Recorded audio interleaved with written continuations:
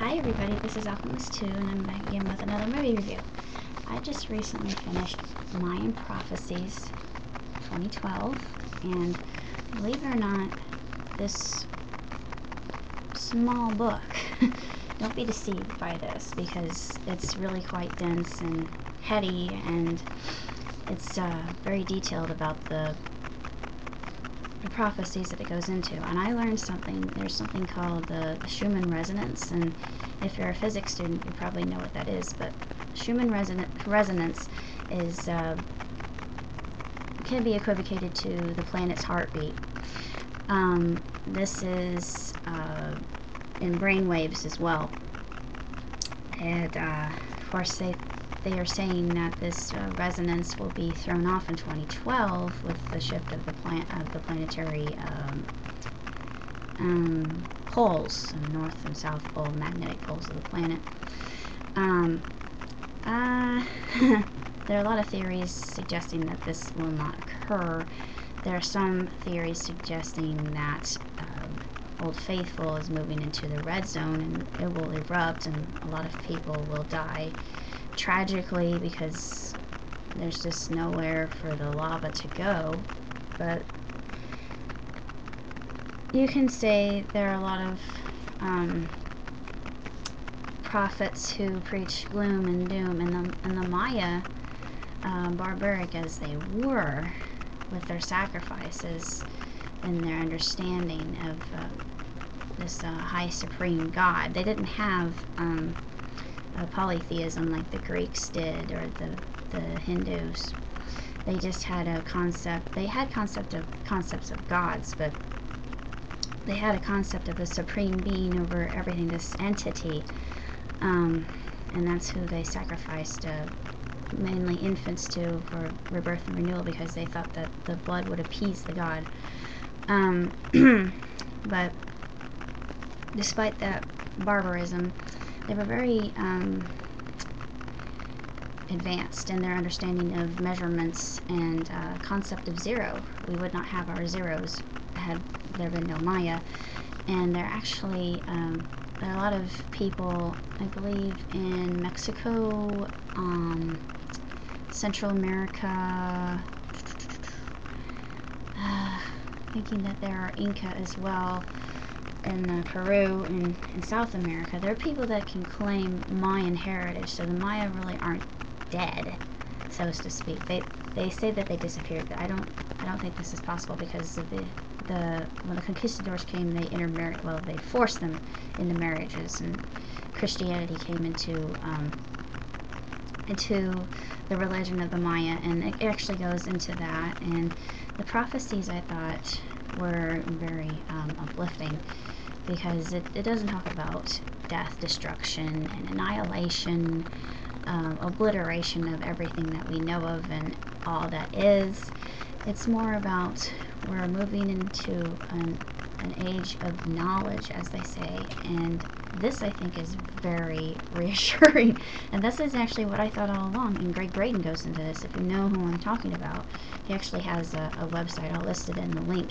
That he's one of my favorite people, and he's an expert on the Maya and the Inca, and of course the Hopi, amongst other areas. He's very learned, and this little book right here, though it's only 200 plus pages, is really quite detailed in the prophecies of the Maya themselves. And if you're interested in that sort of thing, then I would highly recommend it. My dad actually got this from Publishers Clearinghouse, if you can believe it, but it's a well-bound book, and it gives information about the different kinds of the long count calendar, the glyphs associated with their different mythological figures. For instance, Venus, I didn't know this, but Venus, as it's for us, is considered the goddess of beauty. That comes from Greek and Roman mythology, if you are familiar with that. But their understanding of Venus was the goddess of lust and sensual love, and the rabbit, drunken rabbit. I know this sounds really weird, but that's actually what they symbolized it that way. They symbolized Venus like a rabbit and a star, and it was their equivalent to Mars, Aries, the god of war, and dissonance and all horrible things would come to pass if Venus was in the sky. And then they had something else called Wagab days, where you had 5 days in the calendar. They had 360 days altogether, and then 5 days in the calendar where gods were absent. They were called the unlucky days, and if anybody happened to be born on one of these unlucky days, gods help them, because they would have a very unhappy and cursed life.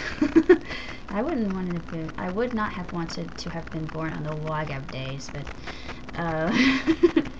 it's just extremely fascinating, I believe, and very uplifting, I thought. Just the whole thought of we're in the Piscean age going into the age of Aquarius, and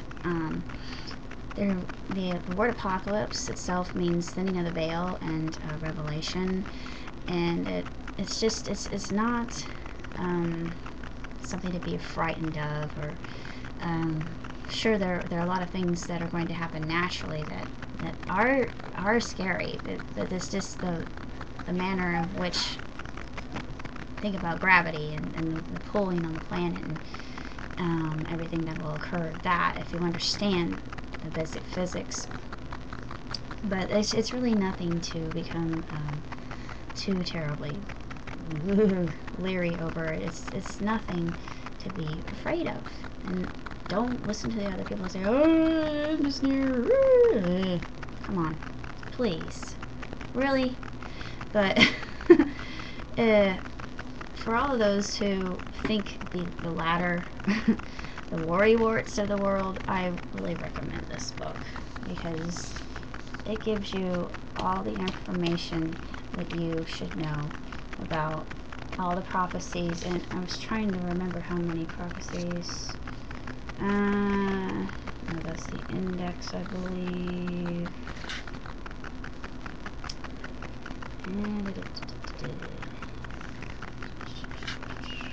Hold on a minute. Just bear with me. 20 prophecies. And then the index. And then the summary of the last word, the summary of appendices. And then it has further reading. And quite a few things to read here. There's so many books on the Maya. It's just ridiculous. And the Inca too. But it's just fantastic, I think. And just if you have a chance to read it, then by all means you'll be happier and feel more enlightened and empowered that you did, because it's not about the end of, like I said, the end of all that is. It is more of, we are the prophecy, and it is up to us how we choose to live our lives, how we decide to make this world a better place. And remember what we had forgotten from being overindulged with material items in our lives, getting back to basics, so to speak. And I like that message, because there's so much truth in it. We could learn a lot from the natives, I believe. I think that our native people are overlooked in this aspect, and that's why I have such great respect for the Lakota and Cherokee and Hopi and anybody Native American, just natives in general, no matter what region they come from. I just have so much respect, because they're so wise, and they have just a grander perspective than we do. They just, having come into the world without even realizing who we really are and how we shape this world as a unit, not on our own, because no man is an island. But that's basically all I have to say about that, or I could just be talking about this all day, and I don't want to do that. But this is an outstanding book, and I highly, highly, highly recommend it for anybody who is intrigued with the Maya and the prophecies of 2012 and just what's coming around them, because it really makes me excited. So I would definitely take a look for it, and if you can't find it, then maybe look for it on eBay. It might be there. So happy hunting!